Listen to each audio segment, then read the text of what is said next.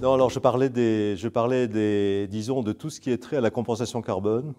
et notamment une partie très importante dans la compensation carbone volontaire, c'est-à-dire sur les marchés volontaires pour atteindre la neutralité carbone, où en fait un bon tiers des crédits carbone viennent de ce qu'on appelle la déforestation évitée. C'est-à-dire, ce sont des projets qui expliquent qu'en protégeant des forêts, on va éviter de la déforestation et donc ce sera des crédits carbone qui viendront d'émissions évitées de la déforestation qui n'aura pas eu lieu. Le problème, c'est que vouloir maximiser le carbone dans des projets, c'est-à-dire n'avoir qu'un seul objectif dans son logiciel, c'est de maximiser la séquestration du carbone par la plantation d'arbres, par exemple, eh bien, cela, généralement, entraîne des conflits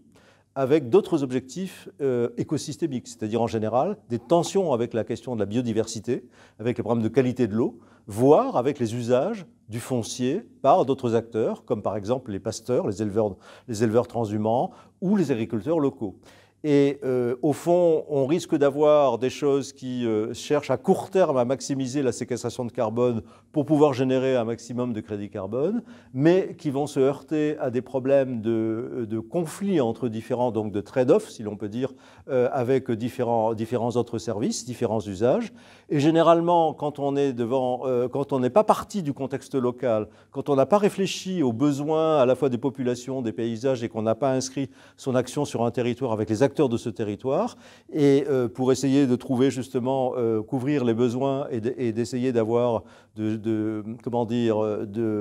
travailler sur plusieurs services, sur plusieurs besoins, eh bien, on a toutes les chances que les actions que l'on réalise ne soient pas durables.